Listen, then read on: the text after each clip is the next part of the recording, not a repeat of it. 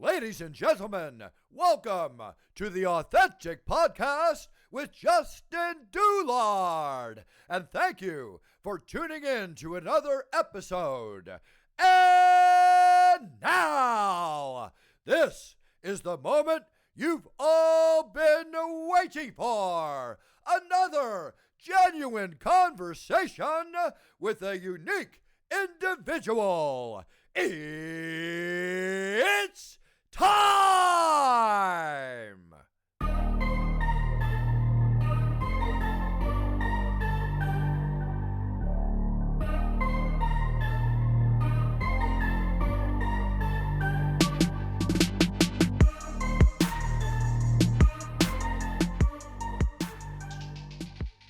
Happy Halloween. Good morning, everybody, and welcome back to another episode of the Authentic Podcast.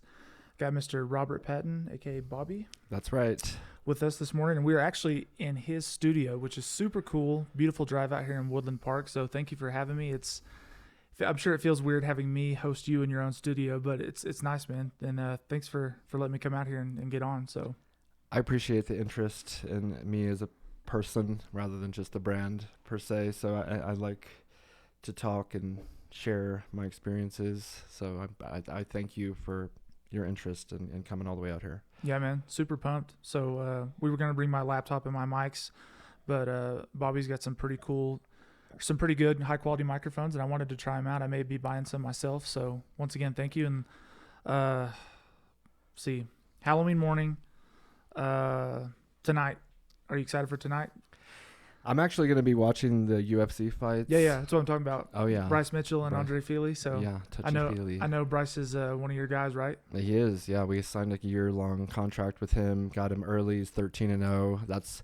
We're trying to get a champion, on the team. roster. Yeah, we had Tony Ferguson. He was interim champion. Then he lost to Gagey, and that was unfortunate. And he'll be back, though. Yeah, and Cowboy was on a tear. But, he just wins and loses and gets back up and fights again. He's actually fighting again in December against Rafael Dos Anjos in a grappling tournament. So It was cool the other day. Cowboy messaged me. He's like, call me. And I was like, oh, shit.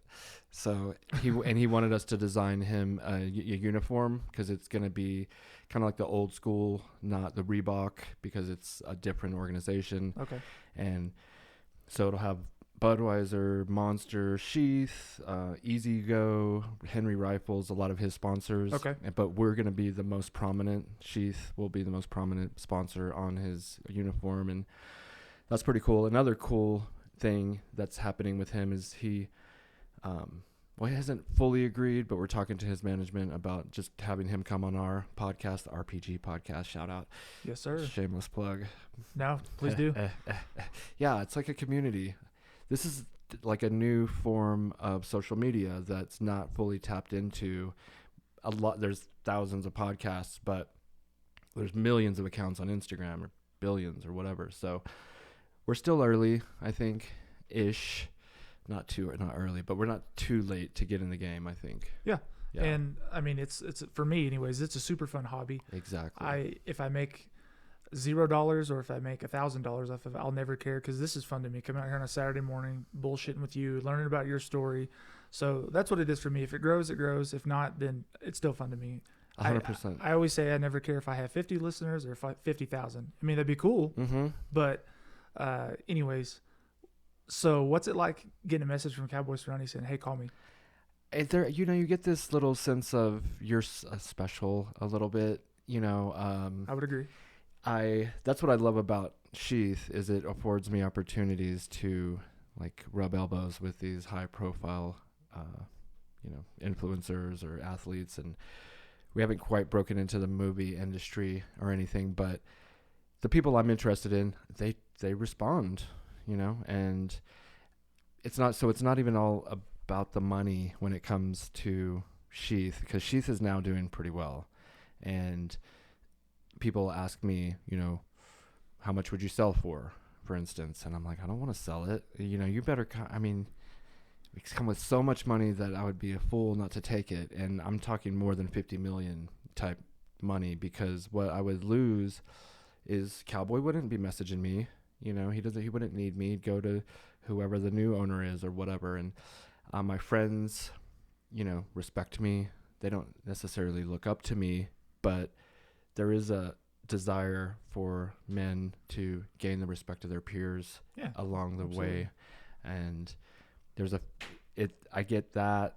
I feel like I have, my team that works with me. We get to create new designs, new videos. Like I'm kind of going off on a tangent, but no, go ahead. Thank you. You know, I love Geico commercials. Mm-hmm. They're so funny. I love comedy. And so we get to make commercials that might be funny. We just released one recently that is, it's like a skit of a Vice documentary of like an underground drug running scheme. Oh, yeah. I saw that one on Instagram. Yeah. And I thought it was hilarious. And we were literally actually moving product from San Antonio to here in Colorado Springs. We were shutting down one of our distribution centers because we had 4. Now we have 3. We're just trying to consolidate because we had too many, and managing inventory at multiple locations just becomes a grind, and etc. So since we were moving the inventory anyways, my brother, who is he makes all the videos. If you see any videos anywhere on the internet about Sheath, he made it. And he was like, let's do this video. And so it's supposed to be just fun. It's funny. And so far we've gotten like 99% positive reviews, but some people, I think it's going to get political. I love politics. It's fascinating to me. But anyways, one of my right wing, he's still in the Army, and I'm super on board with like 90% of what he talks about. But, I'm like free speech and First Amendment, all the things. Mm-hmm. Constitution, love it. Greatest nation in the world ish, but I'm like down it. for, yeah. You're a patriot. I mean, Yeah. But he goes, it's reminded me of Antifa. And I was like, damn it. And because I could see where he was coming from, because we're wearing all black and like black masks. But that is not what we were going for at all. It was just a joke. If you watch it to the end. Well, surely he also was being funny too. I don't know. Really? Yeah. He was being a little bit like, dude, at the nitty gritty, I sell underwear. It's a funny commercial. Exactly. Like, come on. Yeah, that's what I was kind of just shout out to Johnny. I was like, dude, it's a joke. And then the next thing he mentioned was he works under 10th Mountain Special Forces operations something, and he was like he's gonna try to get us in with their unit, I would just give them a few hundred pairs of sheath just to be having Special Forces guys wearing our shit. Yeah, so that'd be a great marketing pitch and a good partnership to build. So yeah, are you in retail stores? I meant to ask you that. No, we did just sign a deal with a company called Mr. Checkout. They are like an intermediary between suppliers like myself and retail stores that they were on Shark Tank. They have an office in New York, like Fifth Avenue, something. So it's legit. What are they called again? Mr. Checkout. Mr. Checkout. Okay. Yeah. So anybody trying to do that, it's been 10 years we've been around as a brand. 7 years, like officially moving with full steam, because we had a hiccup on our first run of product. I rushed production. I tell the story sometimes, but I was so excited to get the product out. It was not ready, and it actually set us back 3 years. So can you go into more details on that, or is it too complex? No. I mean, 2010, I'm still in the Army. My younger brother, who's still my business partner, was really eager to turn it into a brand. The idea that I had when I was in Iraq, the idea for the pouch, the underwear that I was telling people about, he wanted to turn it into a company. And, I'm like in the Army. I'm like, dude, I got time left on my contract. It's not a priority. The government owns me for a little bit longer. Yeah. So, but I describe it as like a cattle prodded me over and over and over until I said, fine. I flew him out. We start going over potential names. Southern Comfort was going to be one of them. The drink. Yeah. I like a nice shot of Southern Comfort maybe, but Some SoCo. yeah, exactly. And junk drawers, put your junk in the drawers. So, a lot of Southern references. I'm kind of from the South. Where are you from? I was born in San Antonio, Okay. but I also lived in Georgia, Okay. middle Georgia, but then I also lived in California, all Southern though, like Southern California, middle Georgia, Texas, etc. And so those ideas came about. We never came up with the name during that trip, but a few months later or weeks later, he called me and didn't say anything. I answered the phone and he said Sheath. And I was like, that's it. I was in bed and I like sat up and threw my hands in the air. I was like, that's it. It was perfect. So we had the name, and I had put out some feelers online for production companies, and Alibaba is the current kind of source to go to if you need to have something manufactured. Yep. Yeah. So for anyone out there listening, if you need to manufacture something, Alibaba is where to go now. I have bought things on their app. So yeah. Mhm. And it's a source for anything, including manufacturing stuff. But so I used a company like that. It was called mfg.com. And I put out a little video with a sample that I had made from a local seamstress that just humored me in my design to make ball pouch underwear. She was super sweet. Local here in Colorado, actually.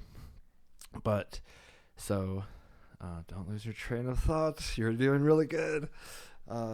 And so I put it out there, and I got a bunch of responses from a bunch of people, a lot in China, all over the world though. And this guy from Pakistan, he ended up calling me.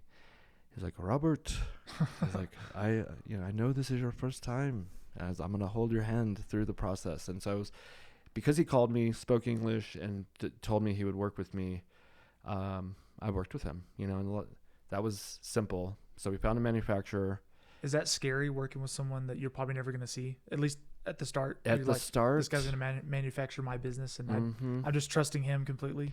It was in a lot of ways because, during the production interim from the conversation I had to receiving the product, they had a monsoon in Pakistan, which knocked out all the power for like 3 months. So I had no contact with them for 3 months, and I was like, okay, well, I think it was like $5,000 or something. You thought you got robbed? Yeah, a little bit. And being an Army veteran and dealing with someone in that area where like you're fighting against people that might look the same, there was like some hesitation, but I'm pretty open-minded, and he was an awesome dude, super cool, and ultimately he got me what he promised me. But the problem was, like I said in the beginning of this long-winded story, is that I rushed it. And what happened was, I sent him my prototype. He sent me back a prototype, to show me what they could do. And I was like, okay, that's good, but this is too high. And the back came like halfway up my back. And so we corrected that. The pouch needed a little bit of adjustment. So I sent it back with some directions. He sent me another prototype. And at that point, I should have said, okay, better, but we still need to adjust this more. But I felt this like guilty feeling, like I don't want to ask too much. He's helping me. It was weird. I mean, maybe I'm like that, but I've learned along the way, you got to get it right. I don't care how many times you got to send it back, do it again. If we had just done one more iteration, that could have possibly changed everything as far as how everything rolled out. But I was like, run it. We got 1,000 pairs, and I was in denial about how they were not, properly fitting. And you just wanted to get your business running and get it going. Yeah, that makes sense. Yep. And that, that was it. And it turns out like pouch was too high. So when you put them on, there might be some circulation cut off. And I was just telling myself they were fine. But point is, ultimately I came to the conclusion that we could not sell those. And but then I got out of the Army and I went and worked for a tailor, and to hone my craft and make a new sample. And you went to work for a tailor solely knowing you were going to open this business later on? Absolutely. Okay. I took those 1,000 pairs I probably had like 750 left because I gave away quite a few. And I actually sent 10% to Socks for Soldiers. We try to donate. But I'm sure the guys that received them are like, thanks, but no thanks. But anyways, the point, I was like, can I work for you for free in exchange for using your sewing machines? You show me how to use it. I want to correct these 1,000 pairs. So I like adjusted the pouches on all those pairs in exchange for working his counter. That's genius. Yeah. Well, that's really smart. It was that was like the incubation period. I would think the opposite. Which I think you thought better. I would be like, hey, I got to get a decent job and make some bread while I'm getting this thing going so I can live. But you're like, I'm going to invest in my product and my art while trying to build that. So that probably sped up the process. So yeah, and it kind of gave me some credibility. I wasn't just some art soldier. I did go and get like a year of training under an elite tailor who could make anything. Like he was an expert, and he's from Vietnam, barely spoke English, but a master at his craft. And so you kind of went at ground level. You're like, hey, I'm not a tailor, but I did work for one, so I know, the ins and outs. So yeah, he taught me. I was like hemming pants and stuff at one point during that. I was taking, when you go to a tailor, you usually get your pants hemmed and stuff. I feel like that's a trade, or not a trade, I guess, a talent that is kind of an older generational thing, and a lot of people now don't know how to do it. Like when I got some pants hemmed like a couple years ago, and I was in a small town, Grand Forks, North Dakota, but couldn't find anybody. The only person doing it was this older woman out of her house like this, and she was 65, so she was really busy, and it was kind of a hobby / side gig for her. So like she just didn't really have any priority to do it. So I think it's a lost trade. It should be more utilized because they make you look better. Your clothes are more fitted, and a lot of people that were very into style at the time would come through and get their whatever they bought, they had to get it perfectly fitted to their body, which like you said, it's a lost art, but people that care still go and get their stuff fitted, and I feel like I should do that. I need some more suits. I would like to learn how to do it. Yeah. So save myself money and then be like, hey, I can do this, because I could probably name one friend of all the people I know that knows how to do it. Everyone else it's either your grandma or your grandpa or an aunt or an uncle. So yeah, my wife comes to me. She's like, can you sew this together or whatever? I'm like, okay, I got you, because I do know how to sew. But they do have some special equipment that you might not know about, like a serger. It's like, so it's not as simple as just doing it by hand, and a lot of times, but you can do anything you put your mind to. Sure. And I'm sure there's equipment now you could buy at like Walmart or whatever. But that was so then, and I like relaunched 3 years later after having that experience with him, and that's when it really came alive. Like if you look at Twitter, our born on date, I call it, it's 2010, like June or something, but we really didn't start going anywhere until like June of 2013. So 2013 is when you started really up and running a full-blown company, and you had your right product. And okay, so it's 2020 now. I discovered your product about 2 months ago, maybe, give or take. Right. And then so that's how I was kind of bridge this conversation is, your partnership with all these UFC fighters, which is cool because I'm a huge UFC fan. Me too. So I see, and I'm not a sponsor of that, but I think a tag on Cerrone's page, Cowboys. It's like Sheath Underwear. And, I spend hours on Instagram a day, like I shouldn't. But so I clicked on it, I was like, Sheath? Okay. Because, I have a lot of Saks underwear, which are fairly similar. Right. But so then I click on it, and then I click on your profile, and it was like, Colorado Springs. I was like, no shit. I just came here 2 months ago. So I was like, that's kind of crazy that it's here. Yeah. And I kind of dig more, and I see you got your podcast and whatnot. So long story short, I was like, one, I want to try him, and two, I was like, I want to hit him up. It's like, I want to get him on the show. I love it. You're right here, and you seem pretty local in the community and out and about. But so long-winded as my conversation, you started 2013. When did you start blowing up and getting big? Because you've got multiple UFC fighters on your team, as you say. When did that start happening? Probably like 20. I actually, 2017, we signed Tisha Torres, who is a local UFC fighter here. Anyone that pays attention probably knows. She was on The Ultimate Fighter, and by getting her, she knows all these other UFC fighters. Now, backtrack a little bit. We were already sponsoring MMA fighters. We were already sponsoring Kyle Nelson, who's now in the UFC, but at the time, from 2014 till like 19, he was in Elite One MMA in Canada, champion.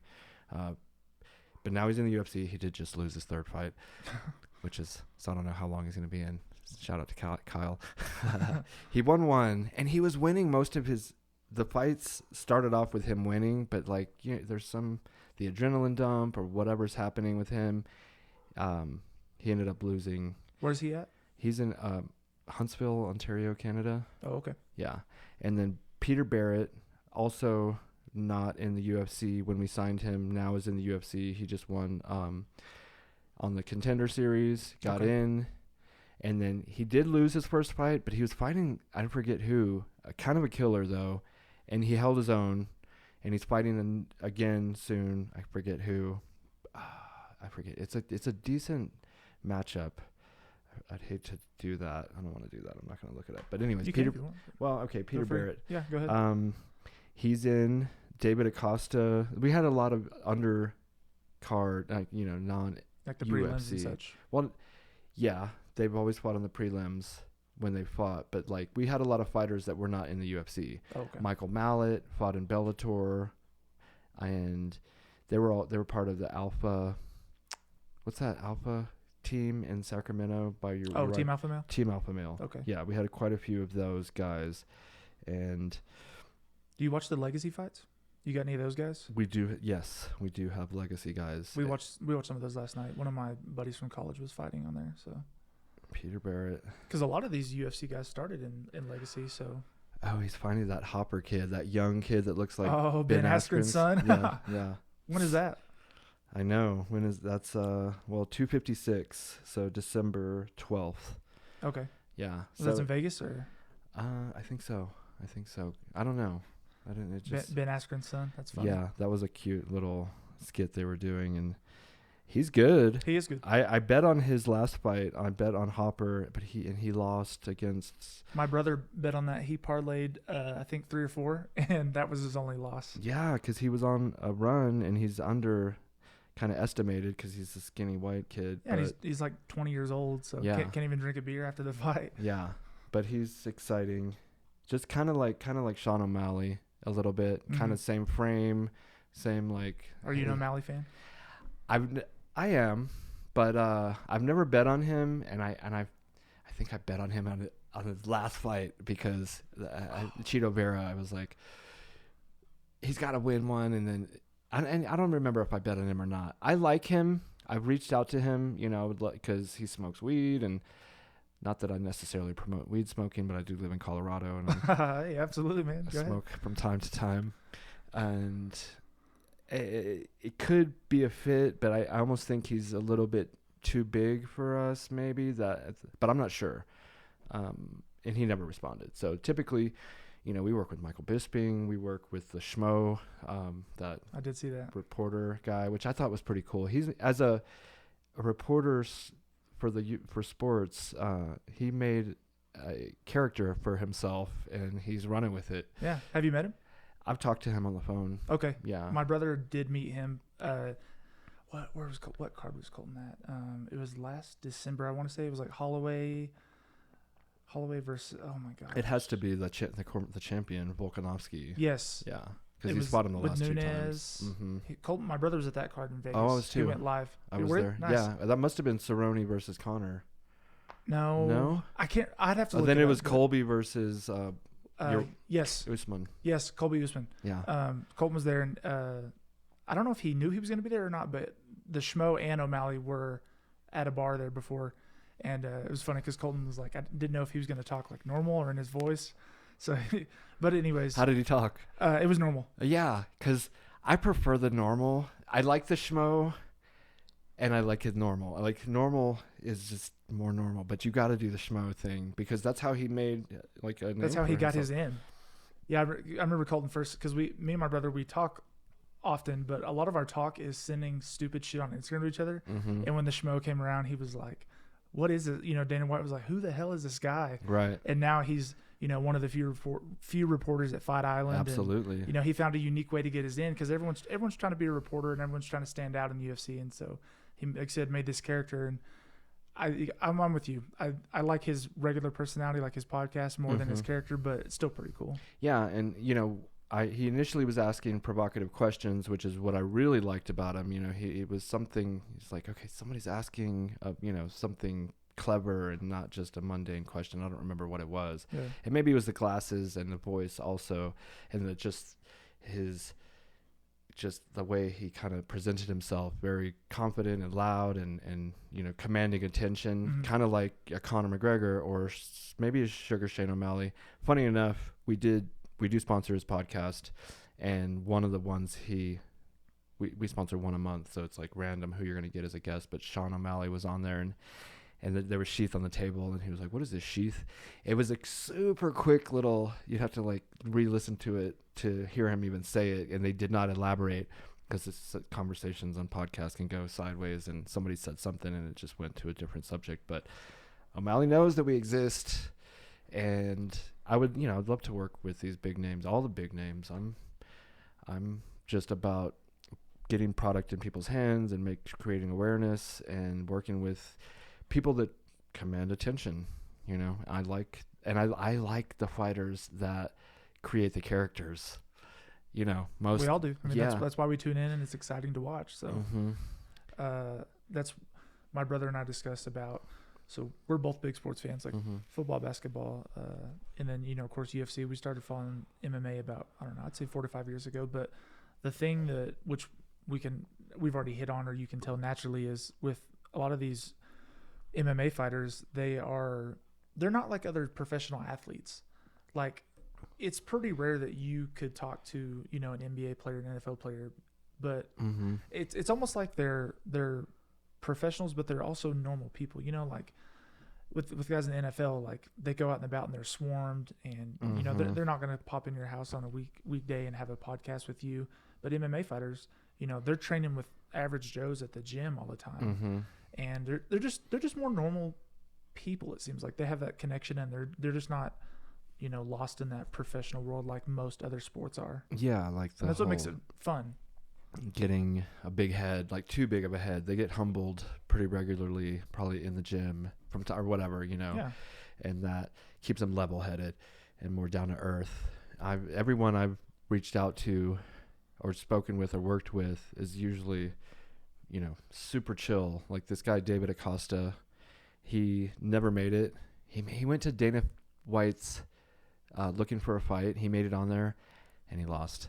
But he worked it with out the Team Alpha Male and stuff, but he's kind of moved on from that. But just that mentality of a fighter is usually pretty chill. They're not like these aggro, roaring, beating their chests all the time. I talk to Bisping frequently through Instagram, and I would love to talk to Bisping. He is so funny, man. Yeah, God. I love his podcast.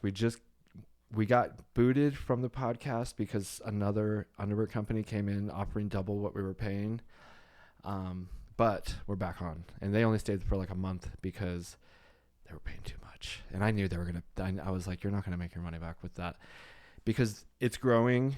But, we were making our money back with what we were spending. And this other company, Mack Weldon, it's on. They're a good company. Actually, they have some pretty cool stuff, but they don't have they're not like Saks or 2 Under, some of our competitors with the pouch. That's what makes us different. The pouch is amazing. Yeah, it really is. I'm wearing them now. So and Cowboy, circle way back. Tisha Torres, she's doing a post for us because you asked how we got in with these MMA fighters, like the legit like UFC fighters. Yeah, I want to say real quick too, talking about the athletes and how they're kind of like everyday people and not. And like if it's an NBA player, an NFL player, if they showed up to your workout facility or your gym, it would be like a media day. Like there's no way they could do it. It'd be an autographs and they'd close the gym down. But like I said, I've been at Warrior for like a month. You know, I do like beginners kickboxing. I'm an amateur, but yeah, Tisha Torres was there the other day. Hell yeah. I saw it, like I was on our Warrior MMA page, and I was like, that's crazy. Just like on a Wednesday at noon, you know, professional MMA fighter pulling up to train with one of the guys or the girls. So I would like to roll with her or Raquel. That was supposed to be part of the contract with Raquel, but now she's saying she's hurt. You know, I want to see her, like, see what she's got. You know, I train too. And I would like to see how I match up against a professional girl or female. And I'm sure she would dominate me, but you probably never thought you'd be proud of hanging with a girl if you fight or roll with her. So yeah. And you know, these other like YouTubers, sometimes like let someone punch them out or whatever. I think what's that guy, Logan Paul, got punched out by Paulo Costa, right? Yeah, and I don't know if that was real or not. I don't know either. We watched it several times, and I've watched reviews on it. People said it's hard to tell, but and we were so close to working with Logan Paul this week. It was seriously? Yes, and we were. I have a contract written up by my lawyer this week, and then they pulled out of the deal because Logan Paul did. Yeah, something about they're doing their own clothing line, and so. And it's fine. And I don't even know if it was really real. It was presented to me by someone who's no longer working with us now. Because the dude keeps coming up with these really big deals. And then for whatever reason, they fall through. And I'm like, you just keep getting my hopes up. Anyways.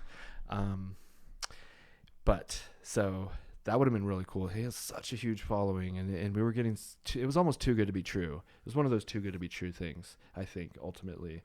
But if it ever happens, we'd be down, because I was like, I never even listened to him, but he's super popular, so he's got to be doing something right. And I think he's one of the like original, you know, YouTube fathers per se. One of the people who made a living off YouTube. Yeah. And now he's like a boxer, and I mean he can do anything he wants now. He's doing good though, and I listened to one podcast. I was like, he seems cool. Yeah, he seemed cool. But so, you know, we're always looking for opportunities, and. You know, we took what we could with Tisha, who was not like the biggest star, but she's local and, you know, highly ranked and all those things. So we're working with her, do a post, and then Cowboy Cerrone comments on her post. He's like, have them send me some underwear and tell them whatever they're going to send to double it. And that's some cowboy shit. And I was like, fuck yeah. So you're like on it. Yeah, totally. Overnighting it tomorrow. Absolutely. Like 30 pairs, this huge bag of underwear. Way more than he would need. And then, you know, time goes on. We're just doing our thing. And one morning, I'm like laying in my office on the ground, scrolling through Instagram. Oh, yeah. And he's doing like a Henry Rifle commercial. And so I decided to message him. And I was like, hey, you know, we sent some underwear. Just wondering if you liked them. And he's like 5 minutes later or less, sends back a screenshot. He's like, I'm wearing them badass bitches right now. And it made my day, obviously, for him to say that it's like a month maker. Yeah, that he liked them and was wearing them, because that's key. You know, like sometimes you pay these people to promote your product, but when they like them, that's a whole other level of just when they promote it, it's more authentic. Yeah. And you know, we've had some bad experiences where I will not promote with people until they've tried the product now, because Bob Minery, I'll tell the story. He's a famous influencer, Bob Minery. Check it. He's actually really funny. He has this ESPN sportsman announcer voice on, and he'll like dub his voice over video content from sporting events like, you know, golf or NFL or college football, but he does it in a way where it's like totally ridiculous. He's like cursing and saying, you know, outrageous things that no real sports announcer would say. Okay.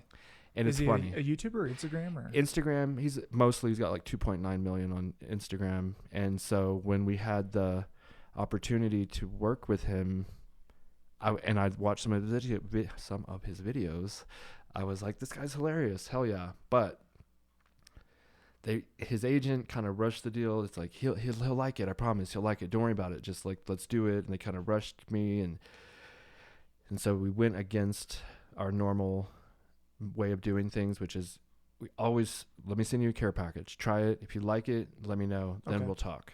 And it did not go that way. We got, pressure. It was like a pressure sales kind of a deal. And the reality also was that he was starting a new podcast. Even though he has 2.9 million on Instagram, we were sponsoring his podcast. And the price they gave us was outrageous, but we did it anyways because he said these things. And we're like, okay, whatever, let's do it. And we spent 10 grand and made back like less than $1,000. And typically we like to make our money back, at least. Yeah, absolutely. Yeah. So that was a big loser. And, why do you think his was a loss? What stood out with him? Did he didn't promote it well? He didn't actually like the product? he hadn't tried it. And so that's what I was kind of saying with like Cowboy is like, he tried it first, liked it. Then we started sponsoring him with Bob and a couple others, but very rarely do we do that. He hadn't, if you haven't tried it, it's hard to describe it in a way. And he was just describing it in a way that we don't describe it. He was like, wasn't very genuine. No. And he even said during the read, I'm not wearing them. Like, what are you doing?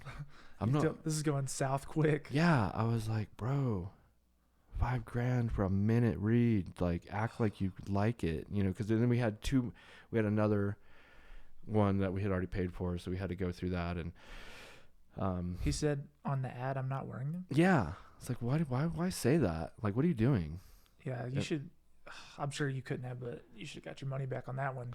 The only positive outcome was we clipped what he said. He did 2 reads. We clipped some of the stuff that he said to make it sound real good. We put it on our Instagram page, took video of him looking, cool and stuff, and then posted it on our Instagram. He then commented on our Instagram and said something like he liked it and whatnot. So that was cool. And we like when the people we post videos about come on, like and comment, having those blue check marks on your page. Yeah, of course. It gets a little warm. The first ones that pop up. Yeah.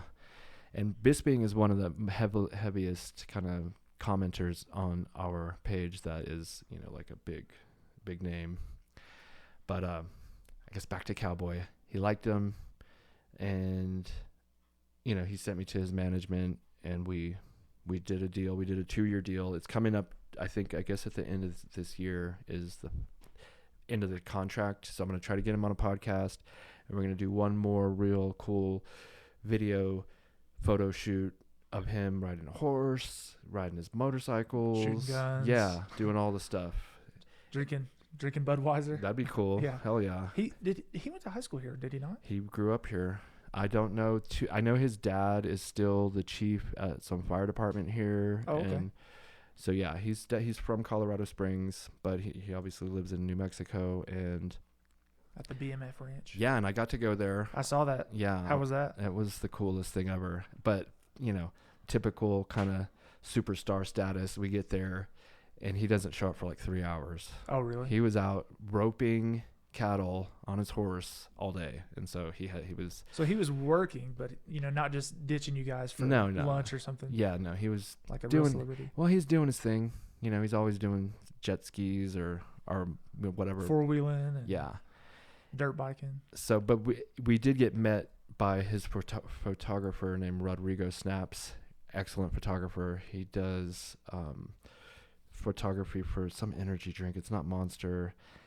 It's not Red Bull, but it's one of those like fuel, some kind of energy drink. And so he's like top of the line photographer. So he meets us there and kind of gives us the tour of the ranch, which was pretty fun. He had like a paintball. It's like a 15-year-old's paradise. Yeah. He has all these animals and buffalo and cows and chickens and pigs and stuff. So then he has a team of fighters that live and train there with him. Full time? Yeah.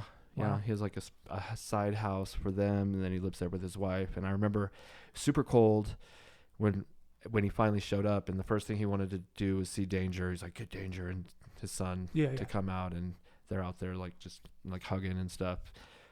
And then they come inside, and he had been working all day, if you will. I think he was practicing or whatever, roping cattle, but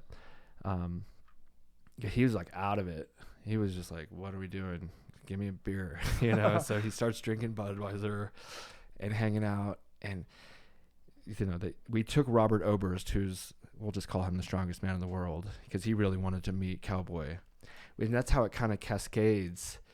I think I've seen that. I think I saw that on your YouTube or Instagram as well. Yeah.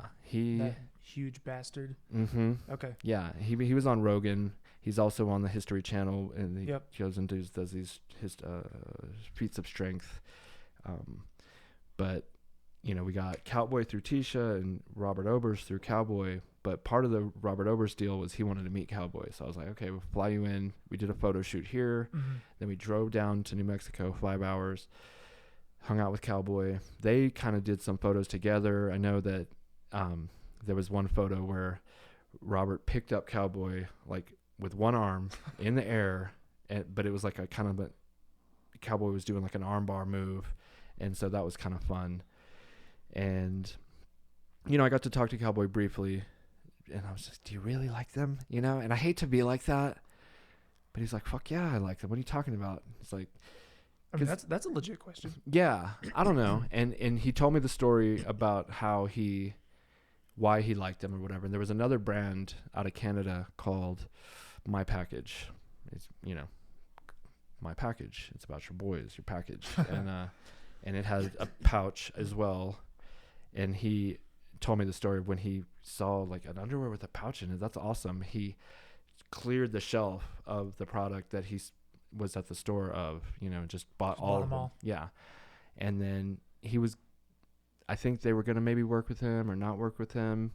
And then Ethica, some other underwear brand, was trying to work with him. But when he saw us and tried ours, he just decided to work with us. And so I know I've seen him wearing the My Package underwear while he's been working with us, which kind of is a little stinger. Traitor. But I've also seen him wearing ours where we're not paying him to wear them, and like he was training for a fight, warming up for a fight in Vegas. And I saw our waistband. I was like, yes. And in some of his training videos, I'm like, oh, he's wearing them right there because, his shorts will come up. Yep. But I see him wearing other ones.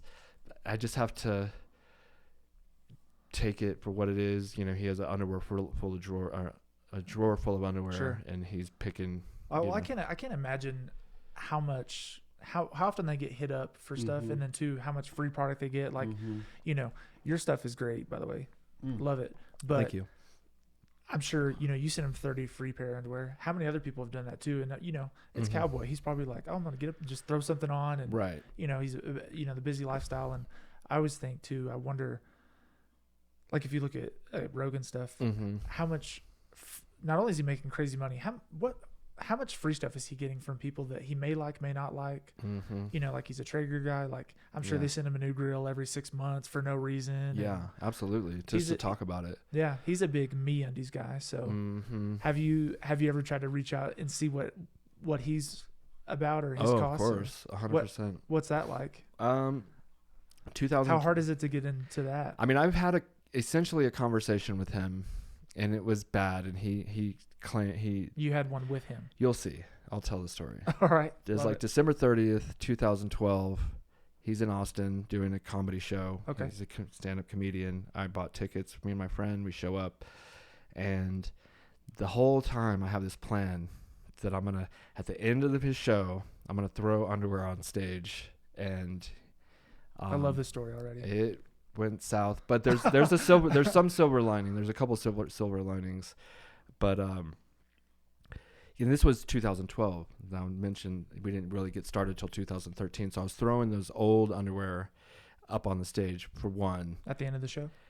Yes, not old used, but the ones that the old prototype, the first kind of launch, and they had been modified, but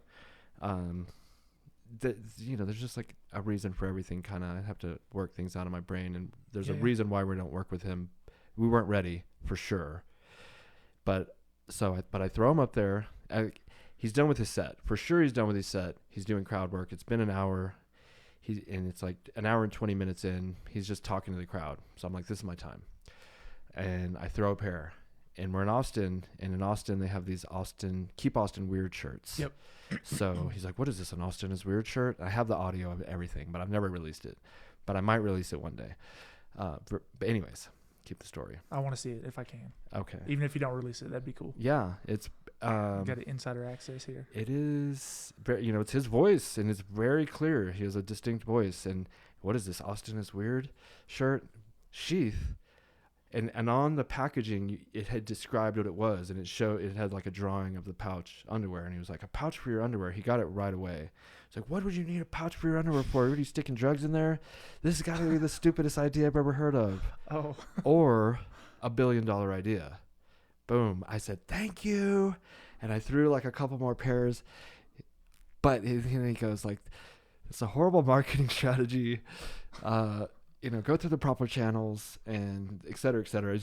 But I have my Joe Rogan coffee cup here. He's still like, I'm a huge fan, although the Spotify deal, I feel like he's been compromised by Chinese or something. Like, I feel like he's censored now. He's like catching himself and apologizing. He's doing things he has not done before. Yeah, it's weird. Yeah. So but we still that network of people. We work with Ari Shafir. We work with like a lot of the guys that have been on his show. We will like pull them on our team. Mm-hmm. We got a little flack for the Ari Shafir collaboration. Is he the comedian? Yeah, he's a comedian, and he said he was like making fun of when Kobe died, I guess, which people were like trying to cancel him, of course, but he's still doing his thing. And many, like Michael Malice has been on Rogan many times. We work with him. Dave Smith from Part of the Problem, we work with him. Louis J. Gomez. These might not necessarily be big names that you've heard of, but a lot of people that have either been on his show or are in his like small circle of friends. Tony Hinchcliffe from Kill Tony. I've seen Tony live. And we work with Kill Tony, Brian Redband, we're trying to, Joey Diaz, we worked with him. That was a bit of a bust, but sometimes you win, sometimes you lose. He's unique. Yeah. And, he had come up recently on some Me Too shit or whatever, but he didn't get canceled. We worked with him, but it was, that one, I think he likes the product, and it was really cool because he wore our shirt on one of his podcasts without us paying him. Just, they were like, do you see Joey Diaz wearing your shirt? And da-da-da. So that was cool. Cowboy's obviously been on Rogan many times, so he's kind of like Johnny Carson, and whoever goes on Johnny Carson becomes a star. Yep. And we're like, contact those people, especially if we like them and they don't already have an underwear deal with MeUndies. Do you ever? Yeah. So I'll say this. I've had MeUndies. I had some 3 or 4 years ago. I think my dad got them for Christmas when he saw them on Rogan, and I like them. Yeah. They're okay. But I do like the pouch so much better. Thank you. It's amazing because I told you, I bought these a couple days ago, wearing them right now, love them. Other than that, I have sacks, which are, they have another form of different pouch. I know exactly what they are. They're the slits. Yeah, along the so I will say I am going to be a pouch guy for the rest of my life. So with Rogan, with the MeUndies, I don't know if it's just loyalty or if, probably crazy money, but it's like $50,000 an episode. No shit. I'm not really joking. Yeah. $50,000 an episode for MeUndies. Because and I've done a $20,000 deal with a YouTuber, and he's nowhere near Rogan's level, and so I can see where it'd be easy to promote something, even if it's not your favorite. But like I said, the MeUndies, they're comfortable, but the pouch is where it's at for me. And that's where I think all kind of underwear are going. Thankfully, we have some, patent protection. Yeah, how was that? That was is the that first. A nightmare?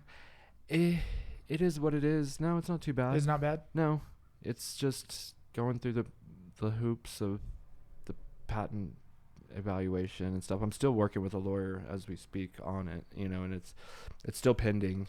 And is that annoying that you have to have a lawyer to do all this crap? Like we started. you have to have a lawyer. Yeah, I started everything on my own, but when you get to a point where you can kind of afford a lawyer, it's actually way better to not have to do it yourself. Yep. And I feel like sometimes I feel like I have 20 plates spinning on sticks, and I'm trying to keep them all spinning at the same time. So being able to hand one of those sticks over to someone else to keep it spinning for me, and check in every now and then. Well, you're the founder and the CEO, and you're doing packages on this table. Yeah, that we're doing a podcast on. I'm still relatively grounded. I still keep doing. I don't do anything I wouldn't ask I don't ask anyone to do anything I wouldn't do or haven't already done myself. And that's why, like, my team who's been with me since like the day one. And How many people do you got? 8. We just let one guy go today. Sorry, Morty. Oh, bad Saturday. Well, like, there's an attitude that I prefer when I'm working with someone, and it's very optimistic and positive, harmonious, and maybe people are like, you need to be realistic. I don't like realistic. I like shoot for the stars, hit the moon, but never once would I say you can't do that. And this is dude's like, you can't get Elon Musk. I don't like that attitude, like, you can't. All I want is, I want to get a golfer. They're too expensive. Bro, what the have I not expressed to you the psychology of success? And there's a book, shout out to Napoleon Hill, Think and Grow Rich. It's like my Bible, and I know it. I love the Bible too, but this is a philosophy on success, written in 1908. Have you heard of it? I have heard of it. I have not read it, but I highly recommend it to anyone to at least read it once, or listen to the audiobook, or listen to some of his talks. He's dead now. It's an old book written in 1908, but he interviewed 500 of the most successful people in the world at that time, including Henry Ford, Thomas Edison, to name a couple. And Andrew Carnegie is the guy that commissioned him to write this book. And the reason why is because he was like, wanted a philosophy on success. What makes these people different from average people? And it's a way of doing things, ultimately, that you don't have to be smart. You can be dumb. You can literally be dumb. They say Henry Ford was not that bright, honestly. He was just very mechanically inclined. But everything else, he had an expert at his side to rely on if he needed, expertise in any given field. And so delegating properly, but just this... and maybe Stephen Jobs wasn't the most harmonious dude. Stephen, I call him Stephen. But for me, at least, and like Tony Robbins-y types guys, it's power of positive thinking. Sure. And when you have someone that's going to be like, you can't do that, I don't jive with that. I don't blame you. Yeah. Yeah, I like that. I'd like to read that book. I'll probably buy it. I like the Henry Ford quote.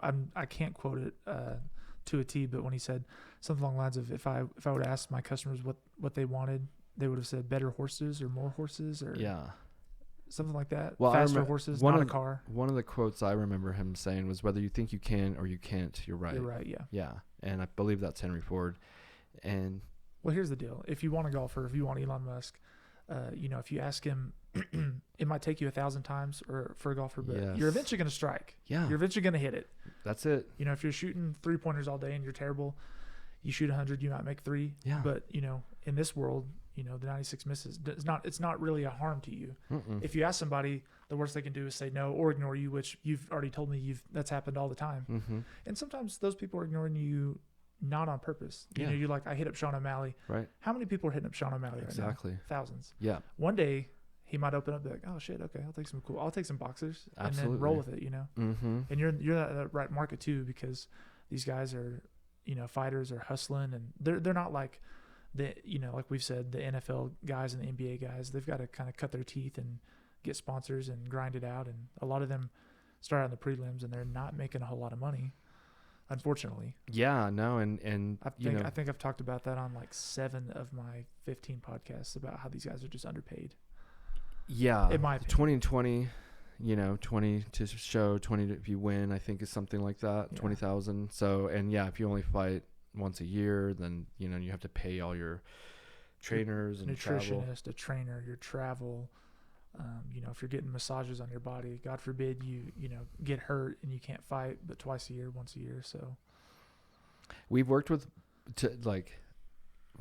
one NBA player. Really? Danny Green, I think his name is. Is that I do know that name. I don't know. He was on Is it the Spurs? The Spurs. Okay. He was on the Spurs. I watched the NBA, but not like a lot. And now I think he plays for like the Trailblazers or some Canadian team. But it, like you said, like they're not as approachable. And we did land him through an agent, but when he took the pictures. It was as if he was doing us this huge favor, and you could see in his face, he's like, ugh, like, we got to do another picture. Okay. Yeah. It was so bad. I was like, can you just give me my money back? And honestly, he did give us our money back. Really? Yeah. You asked for it and they gave it back? I mean, we paid him $7,000. I think we got $6,000 back or something. And I was like, okay, fine. Because this is bullshit. Like, if you like act like you're something, don't act like, your mom just told you to clean the kitchen or whatever. Right. Pose for the picture, for your Christmas picture? I don't know. It was weird. But we do have one picture of Danny Green wearing our underwear. And so that was kind of cool, I guess, But well, I'll make you a hell of a deal. I'll smile in all my pictures for 10% of the cost, and I'll be appreciative. Not as big as Danny Green, no. That sucks. Yeah.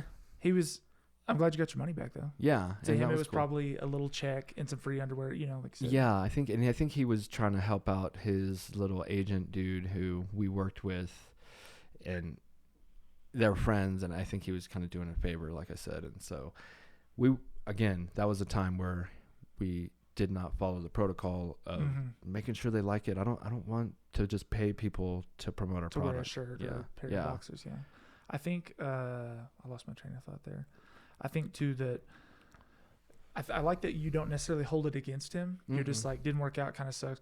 You got your money back, but because I think on both sides, I'm like, you're trying to hustle and grow this and get some notoriety and see, get these boxers on people who have an influence.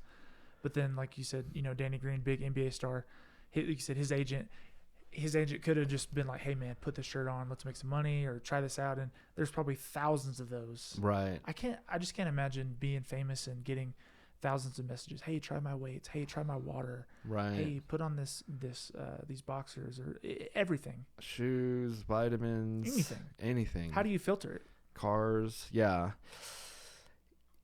I mean, that's why you have an agent and they do that stuff for you. So you don't, and I'm becoming quite a celebrity myself. Just kidding. Now I'm kind of joking, but I do feel it on a super low level where I have people that I've worked with. Now they want jobs, and I don't want to turn them off because they're huge supporters of the brand and we've had a great relationship, but I don't what can you do? What we're paying you to do what you do. You do influencer stuff, and now you want to do what? Well, tell me what to do. No, if you don't know, you have to create your own opportunity. If you don't know how you're going to add value and present that to me, then I'm not, if I have to give you tasks all the time, it's like, I have people to do that, So, I have a gateway keepers now, a couple people that I'm like, just go through my brother, go to him. If he has something for you, he'll do it. Cause I don't want to say no, cause then I'm an asshole. Yeah. And so I'm getting it on the smallest level, but for Rogan, I'm sure it's flooded all day, every day. And you can't compete with $50,000 an episode. That's insane. Yeah. Oh my gosh. And that's just for one of the ad reads. He does 7 of them, or however many, 10 of them. So that way, if it's 10, then that's 2 million. No, 200, whatever, 500,000. And then he's got, his YouTube platform, and then this Spotify deal that's rumored to be worth 100 million. Probably annually. I would say it has to be annually. If it can't just be 100 million, because he could have done 100 million on his own. You think it's 100 million a year? I think it's 100 million a year. What? Yeah. That would be insane. Yeah, I do like a good conspiracy theory, or I read about. I haven't looked into it much, but I have seen him apologizing for things and then him defending himself. I didn't listen to it, but with the Alex Jones guy, I don't know much about. I had to cut it. I had to turn it off. I was listening to it the episode. Yeah, and I love Alex Jones. I love Tim Dillon. We sponsor Tim Dillon. He's been on Rogan. That was another one. Yeah, huge. I did see that. And then they're on there, and every time Alex was getting on, getting his groove on, getting his rant going, Joe Rogan would stop him. I mean, he just says, he'd be like, hold on, Jamie, fact check. And you can't, he's like, why are you, he's asking him why you're saying that. And, you can't just say that. And I was like, you let Eddie Bravo say anything about flat earth and aliens. Probably not anymore though. I guess not. You know, we'll see. I'm sure he'll be on eventually. But it's like, you're a fucking comedian podcaster. What are you doing? You're like, okay, you had Biden on and you had these guys on, and I'm sorry if you're listening to this. I'll bow down.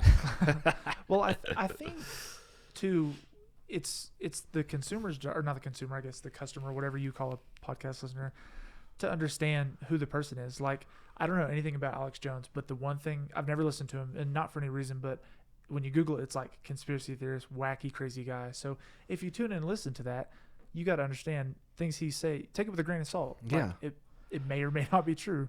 Just like you said, if you listen to a comedian, if you listen to a 2-hour podcast with a comedian, you got to be ready for some ruthless shit. They're probably going to say some crude humor because that's what they do. I love Tuesdays with Stories. If you like crude humor, we sponsor Tuesdays them. with Stories. Yeah, they just say, like, they'll replace what a normal word would be in a sentence with like queef or cunt or like just things that you wouldn't.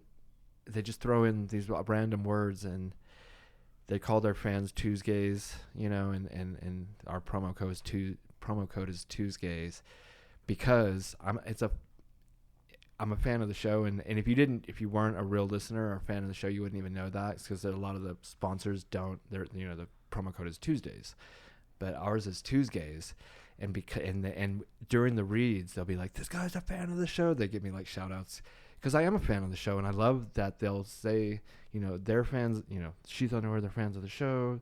That because they're using he's a Tuesgay. They'll call me a Tuesgay, and it typically will sponsor podcasts that I'm a fan of, and I'm typically a fan of the most outrageous kind of comedy. Yeah, kind of outside the box. Yeah, I want to be like it's not even shocking, but it's the stuff you're not allowed to say. I like that. Are you a Ron White fan? I am not. Why? The comedian? Yeah. You don't like him? Well, he's the one that drinks and stuff. Smokes a cigar on stage. Yeah, I love him, but I don't listen to his podcast. I don't know if he has one. I just didn't know if you were a fan of his comedy. Yeah, he's old. He's a good comic. He's on the back end of his stuff too. I remember when he first got popular, at least with me, he was blue collar comedy tour, and that was kind of cool for a while. Now he does his own independent stuff, but he's been on Rogan quite a few times. Oh yeah, yeah. So we never reached out to him. He's an interesting individual. He's just like super cool. He's always just like too cool. He's very cool. Yeah. Just always drinking whiskey, smoking cigar, just straight chilling. I don't know how he can survive like that. Well, he's talked about it before. Not a healthy habit. Like he's said he's basically an alcoholic, or he indulges way too much. But I'm not thinking outside the box, I guess. So when I become friends with someone, or an acquaintance, I always try to think like, how can I help promote Sheath, or who would be good? And you said I want a golfer. What about John Daly? Do you know who that is? Oh yeah, I do know who John Daly is. He would be freaking perfect. Yeah, he would be perfect. I don't even know what he's worth, but I've seen him recently plug in some type of like lottery ticket sponsorship. Maybe I'm thinking like, no, I feel he might be open to a good product, because what he's doing now is nothing. Yeah, no, that's a funny story. I mean, like he's a character. We're about to do the Bob Minery deal. He was their first interview. And John Daly. And we didn't sponsor that one. Then he had Dana White. He had this guy named Ninja, who's some kind of gamer. And I was like, I know Ninja because of my brother. Yeah. So I was like, let's get this dude. And then like I said, it was a bust. But John Daly, still a huge, relevant name. And, he's had his challenges with the drinking. But he was like the driver. I remember he would like drive the ball really far. Grip it and rip it. Yeah. So I would. That's a type of personality I'd be down with. Yeah. I read his book in high school, and then he's from not far from where I'm from. I'm from Oklahoma, and he's from Arkansas. Okay.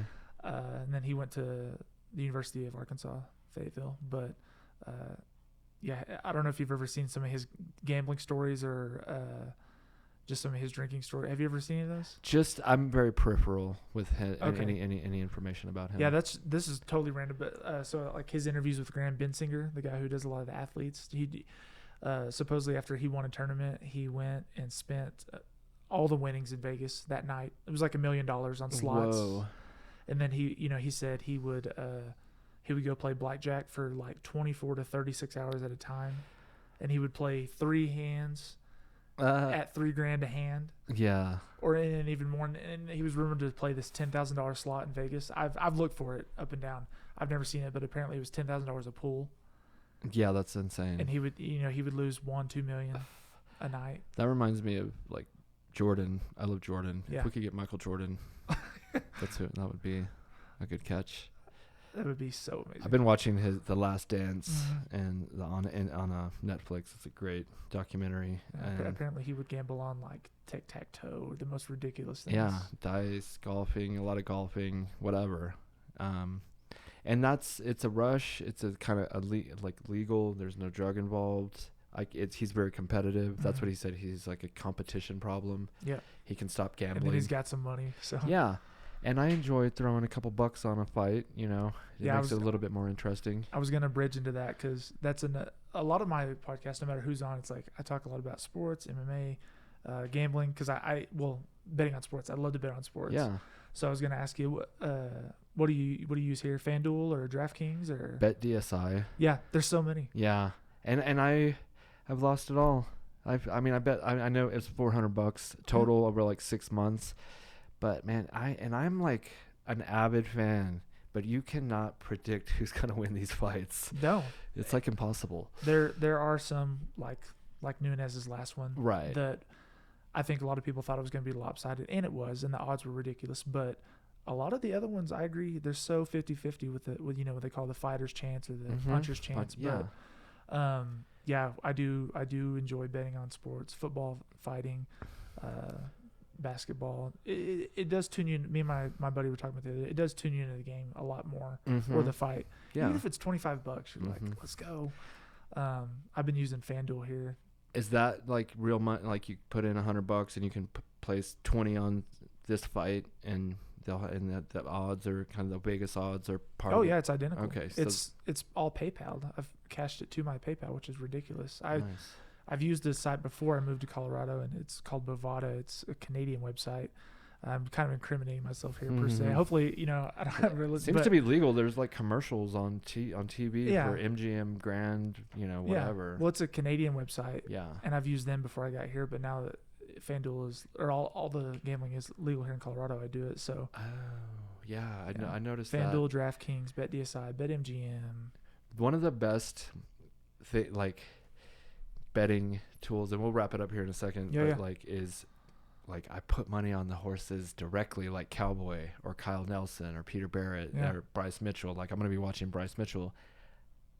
Like my brand reputation in a sense kind of is riding along with him, and if he wins, that's a big win. So I'm betting by sponsoring them and by sponsoring the horses, if you will. I don't own the horse, but I got a piece of the horse. This is your guy. Yeah. He's on your team. So I'm excited for that one. I do like watching Bryce Mitchell fight. He's very entertaining. And then I do like Andre Fili too. Andre Fili is really underrated in my opinion. Yeah. This is going to be one of Bryce's biggest challenges, I would say, for sure. So, but he is the favorite. Okay, good. And he's 13-0. Fili's lost a few. Yep. But so you never know. And then I was not excited about the main event. Silva and Hall. I love Hall. I feel like Silva's washed up, but he is. Yeah, in my opinion. Yeah, I know. So what is he doing fighting? But then if you listen to the most recent Believe You Me podcast, there's he was the greatest. I would say Anderson Silva was the greatest at one point in time. Like nobody could touch him. And I think he would beat Adesanya. I think he would beat John Jones in his prime. Just saying. I think he would beat the Russian Nurmagomedov. Habib? Yeah. In another different weight classes, sort of. You're saying is the pound for pound king? In his prime, I would say yes. Now, so still with, 10 years later, he's 45. Could he win? I think if he really tried, I think he could win. I think if you see any of his stuff on social media, I think he's trying to close out with a W. And I also, just my opinion, I think he's trying to close out with a check. Yeah. Another check. Because, who's not calling out Conor McGregor? But he was also calling out Conor, which is like, where? That's funny. No, your weight, yeah. Too heavy. Yeah. Outside your prime, Conor would probably smoke you, I think. In your prime. People underestimate Conor, because he's all talk and this and that. And, he maybe didn't fight. He skipped quite a few people in line to get to the top, but he's the only person that beat Khabib in a round, and he did beat all those other people, you know. Yeah, I was so sad whenever he smoked Cowboy in 30 seconds or whatever. I was there. You were there. I was there, and I was also very sad. Gosh, of course. But I love Conor, and I've loved what he's done for the sport. But obviously, with my money on Cowboy, I was like, I need Cowboy to win. I flew there with Robert Oberst, and it just ended so quick. It was too. Gosh. I was like, if anything, make it a great fight, a drag out battle war, and then whoever loses still wins. Yeah. But kind of like the Pettis Cowboys. Yeah. That one was a good one. Yeah. Didn't go his way, but it was still a good fight. Exactly my point. Like, if you lose by a decision to the judges, but it was like, you know, they had to give it to somebody or a split decision or whatever, you know, you still kind of won in terms of your fans' respect and whatnot. But he's still the Cowboy, still has all these records. He's like great.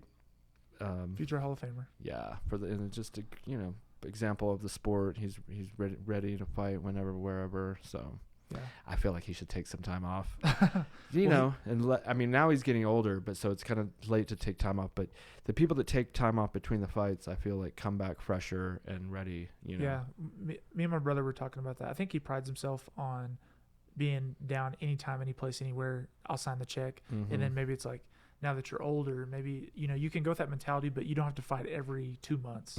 Maybe take a little more time and then do like twice a year. Twice a year, I think, is a good move for him. Yeah. So hopefully he takes that kind of. I'm sure he gets that advice from time to time, and you know, just maybe a few more fights, get a couple more W's. Was his last one a draw? Yeah, against Nico Price. We could go on forever. I know we're gonna wrap up soon, but I freaking hate ties. I hate it. You know, you can tie in the NFL, and then pretty rarely in the UFC. I don't get it.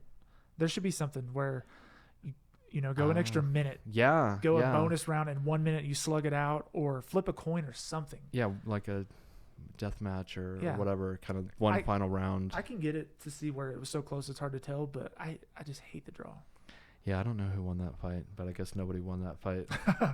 The fans, maybe. I didn't get to watch that one, but then I did see the one you're talking about with Pettis, where they were like, even Pettis was like, damn, I didn't think I won that one. Yeah. I'll take it. Right. So. And so he doesn't lose any stock. And I still love him. You know, I'm messaging with him, and we might do another deal with him just because he's been really good to us. Yeah. Are you gonna try to get him on your podcast? Are you gonna try to get him virtual, or are you gonna get him out here? Probably virtual. I might suggest I would drive down there. Of course. Yeah, 5 hours. I've done it before. Yeah. Yeah. As we said before, in person is so much better. Yeah. But yeah, we could talk forever. I know we probably got to cut out soon. We didn't really talk a whole lot about Sheath as much as I thought we would. It's been a good conversation, but good. Let's plug you a little bit more before we head out. Where can people find you? Your podcast again, kind of what you're about, and close it out. Thanks. Obviously, you can find the product at sheathunderwear.com. We're also available on Amazon Prime, and promo code Sheath will save you 30%. That's something they can use. I have a podcast I've started, and it's called the Robert Patton Global Podcast, RPG Podcast. It is primarily about success, the tools for success, kind of strategies and things I've used in my journey. Talk a lot about Think and Grow Rich, the book. I'd like to do little solo segments from time to time, just talking about some of the principles, because I feel like, sharing is caring, and I'm not trying to hold back any of this information of what it took for me to be successful. I'm not special, and I'm just a guy that kind of follows the blueprint. I'm Robert Patton, and that's what I'm about. At Bobby the Bank on all social medias, at Bobby the Bank, like all of them, Bobby the Bank. And I'll put those links in there too. Yeah, so. Sheath Underwear on all the other ones for Sheath, and you can find out more about me. Hit me up if you want me to be on your podcast, or you want to be on mine, and maybe we'll do a crossover. Not right now.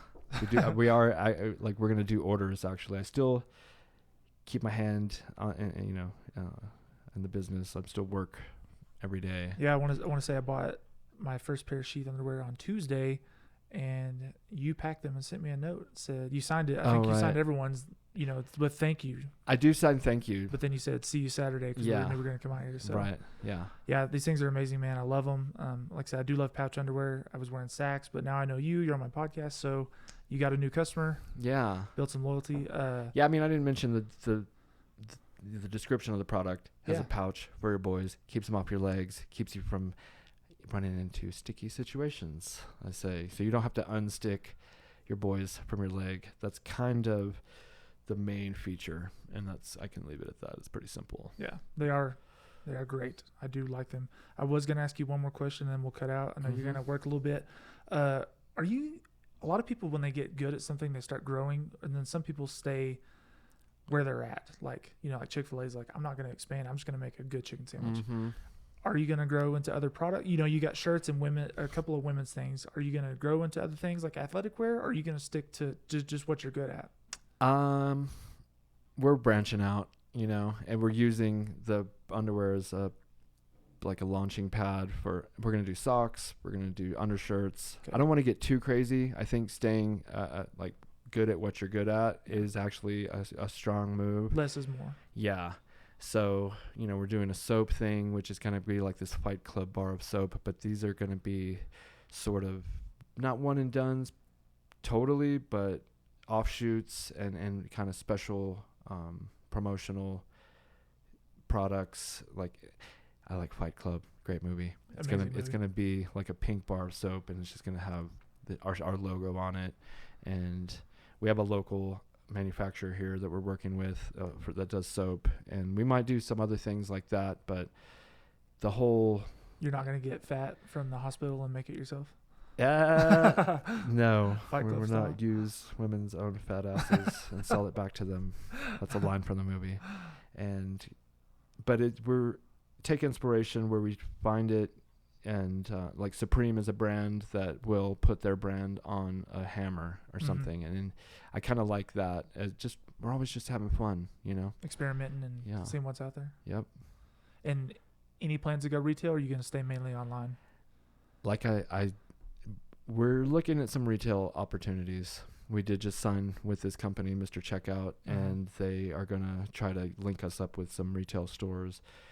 But we do great online, So if it happens, it happens, but we're not dependent on it. Have you ever heard of Shields? Underwear? No, the store. They're coming here. If you ever want to be in a store, I would recommend putting them there because I'm just a huge fan of the store, and I don't know. Or even if you don't put your underwear there, you should go shop there because it's amazing. I first discovered it in Grand Forks, North Dakota, because they're originally from Minnesota, but they're building one here. Shields, SCHEELS. Okay, no, it's a sporting goods store. Yeah, it's going to open up here March. It's an amazing store. It's like if you take Academy, Dick's, Cabela's, consolidate it into one with like Chick-fil-A customer service. Nice. It's amazing. Yeah, I'm sure if you drove into town here, you'd see it. It's going to open March 21. Okay.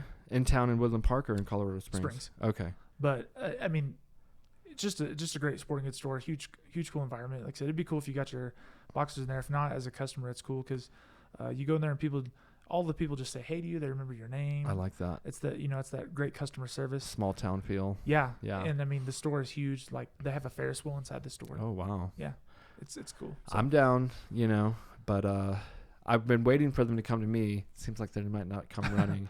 And we've reached out to a couple of outdoor sports, good stores. Mountain Chalet here is a local store, and when the time is right, we'll be in there. Yeah, cool, man.